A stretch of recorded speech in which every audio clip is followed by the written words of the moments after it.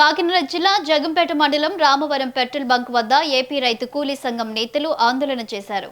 Petrol diesel కొరతను వెంటనే పరిష్కరించాలని డిమాండ్ చేశారు. ఆయిల్ మాఫియాపై చర్యలు తీసుకోవాలని నిరసన తెలిపారు. ప్రజలకు ఇబ్బందులు లేకుండా పెట్రోల్ డీజిల్ సరఫరా చేయాలని రాష్ట్ర ప్రధాన కార్యదర్శి కర్ణాకుల వీరాంజనేయులు డిమాండ్ చేశారు.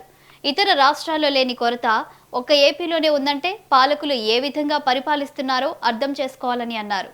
ఆయిల్ మాఫియా బంకు యాజమాన్యాలు పెట్రోల్ కొట్టకుండా వేలకు వేల లీటర్లు దాచుకొని లీటర్పై 150 రూపాయలు వసూలు చేస్తున్నాయని ఆరోపించారు. ప్రధానంగా కాకినాడ జిల్లా జగంపేటలో ఇలా ఈ ఆయిల్ కి వ్యతిరేకంగా ధర్నా చేస్తా ఉన్నాం. ఎందుకంటే మొత్తం ఆయిల్ మాఫియా రాజ్యం అవుతా ఉంది. ఓ పక్క వెస్ట్ బెంగాల్ ఎలక్షన్ జరుగుతుంటే ఆయిల్ లోటు లేదు, ఒరిస్సాలో ఆయిల్ లోటు లేదు, ఢిల్లీలో లేదు, కేరళలో లేదు, తమిళనాడులో లేదు.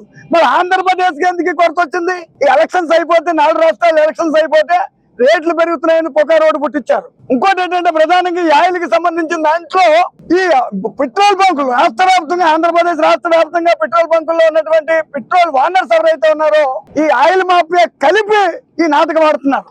రాత్రులు కొడుతున్నారు ఆయిల్. ప్రతి బంకులో రాత్రి ఆయిల్ ఉంటుంది. నిన్న ఎంఆర్ఓ గారు ఎండిఓ గారు ఎంత వస్తే రామవరం బంకులో 5,000 లీటర్లు ఉన్నాయి. 5,000 లీటర్లు ఉన్నది. ఇవాళ పొద్దున్న లేచి మేము ధర్నా అంటే 4 బంకుల్లో అక్కడ కొంచెం త్వర ఆయిల్ కొడుతున్నారు.